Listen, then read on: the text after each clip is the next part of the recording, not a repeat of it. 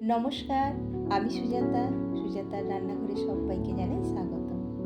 আজ আমি আপনাদেরকে করে দেখাবো মালাই ফুলকপি। এটি ছোট থেকে বড় সবাইয়ের খুব পছন্দের রান্না। আর এই রান্নাটি যদি নিরামিষ দিনগুলিতে করে খাওয়ানো যায় তাহলে সবাই খুব খুশি হয়েই খাবে। এর জন্য লাগবে কাজু, কিশমিশ, ছানা, পোস্ত, ক্যাপসিকাম এগুলোকে মিহি করে বেটে নিয়েছি। আর বেটে নিয়েছি 2টো টমেটো। আমার লাগবে কিছু ভাজা মশলা, জায়ফল, জয়িত্রী, গোলমরিচ, এলাচ, লবঙ্গ, দারচিনি, ধনে, জিরে, মৌরি, জোয়ান, আর লাগবে কেশর। এগুলো শুকনো কড়াই ভেজে গুঁড়ো করে নেব। কড়াই সাদা তেল গরম হয়ে গেলে ফুলকপিগুলো ভাজতে দেব। ফুলকপিগুলো কিন্তু মাঝারি সাইজ করেই আমি কেটেছি। ঢাকা দিয়ে রাখবো। কিছুক্ষণ পরে ঢাকনা খুলে ফুলকপিগুলোকে একটু হালকা লাল লাল করেই ভাজবো। ফুলকপিগুলো আমার ভাজা হয়ে গেছে। ওই কড়াইতে দিয়ে দেব 1.5 চামচ ঘি আর দেব 1 টেবিল চামচ সাদা তেল। তারপর ওতে দিয়ে দেব 2টো শুকনো লঙ্কা, গোলমরিচ, এলাচ, একটা তেজপাতা ও বেটে রাখা টমেটো। টমেটোটা বেশ ভালো করে ভাজা হয়ে গেলে ওতেই দিয়ে দেব আদা বাটা। আদাটাকেও ভালো করে ভেজে নিতে হবে। তারপর ওর মধ্যেই দিয়ে দেব 1 চামচ শুকনো লঙ্কা গুঁড়ো আর 1 চামচ হলুদের গুঁড়ো দিয়ে আবারও ভালোভাবে নাড়তে হবে।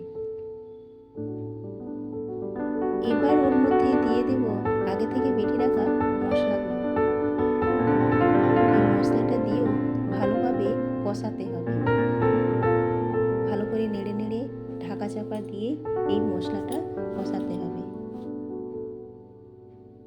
মশলাটা যখন ভালোভাবে কষানো হয়ে যাবে তারপরেই ওর মধ্যে দিয়ে দেব 2-3 টেবিল চামচ দই।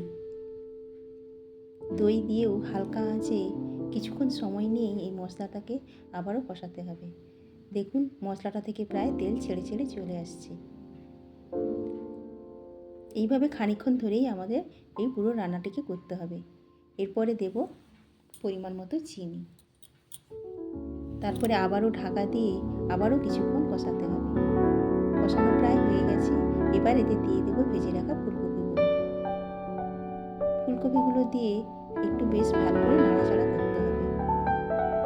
তারপরেও মাঝে মাঝে আবার ঢাকা চাপা দিয়েই নাড়তে হবে।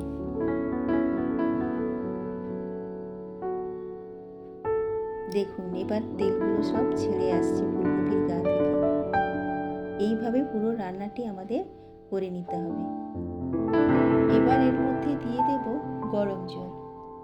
গরম জল দিয়ে কিছুক্ষণ ঢাকনা চাপা দিয়ে ফোটাতে হবে। তারপর এর মধ্যে দেব 2 চামচ ক্রিম বা মালাই। এটি কিন্তু আপনারা বাড়িতেও বানাতে পারবেন। কিছুটা দুধের স্বর তুলে ভালো করে ফেটিয়ে এই মালাইটি তৈরি করা যায়। ঢাকা চাপা দিয়ে দিয়ে হালকা আঁচে এই রান্নাটি পুরোটি করতে হবে। তারপর এতে দিয়ে দেব কুচনো টমেটো, কুচি করে রাখা কাজু ও কিশমিশ। আর এটা খেতে খুব ভালো লাগবে। আরও কিছুক্ষণ ফোটানোর পরে এতে দিয়ে দেব গরম মশলার গুঁড়ো।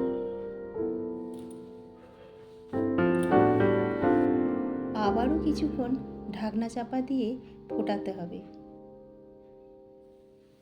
তারপর ঢাকনা খুলে ওতে দিয়ে দেব 1 চামচ ঘি।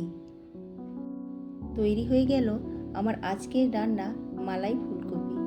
আশা করছি আপনাদের ভালোই লাগবে।